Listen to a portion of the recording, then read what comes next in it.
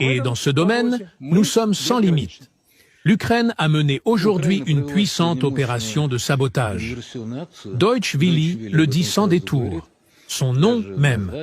Les Allemands ont donc été prévenus, et les médias étrangers aussi. Une série d'attaques a été lancée depuis des camions. Les camions ont mené des attaques FPV contre nos stratèges.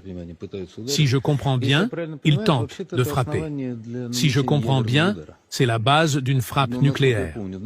Si je me souviens bien, n'est-ce pas ce qui est écrit dans notre concept? Oui, c'est exact. Tout à fait. Je considère cet argument comme totalement irresponsable. Vous avez démontré l'irresponsabilité absolue de parler de fourniture d'armes nucléaires à l'Ukraine, colonel. Premièrement, ce n'est pas si simple. Deuxièmement, je pense que dans ce cas, nous devons agir comme Israël, ce que tout le monde justifie, notamment les Américains. Dès qu'il y a des signes qu'un pays lance un programme militaire nucléaire, c'est un prétexte pour attaquer ses infrastructures.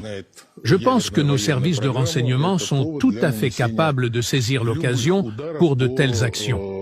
Bien sûr, notre recours à l'arme nucléaire repose sur une attaque contre des installations stratégiques où sont stationnées nos forces de dissuasion. C'est un prétexte pour utiliser l'arme nucléaire contre l'agresseur. Je tiens à préciser d'emblée que le débat sur les missiles Taurus ne faiblit pas. Le MERS dit parfois ceci, parfois cela. Ses partenaires de la coalition affirment exactement le contraire. Je voudrais également clarifier ce point. Tout d'abord, je tiens à préciser que je ne crois pas que les missiles Taurus aient déjà été livrés et que les militaires ukrainiens sont prêts à être déployés.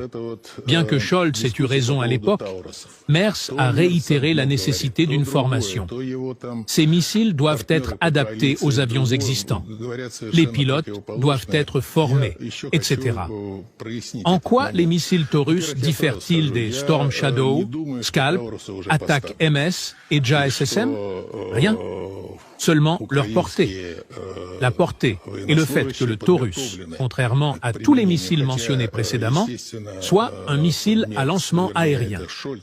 Le Taurus existe en version larguée depuis des plateformes terrestres et maritimes.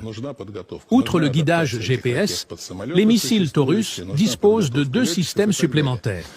L'acquisition d'images de référence et la description d'images. Tout cela repose sur des cartes numériques. Or, ces cartes numériques sont mondiales. Seuls les Américains en disposent. Par conséquent, toute utilisation de missiles Taurus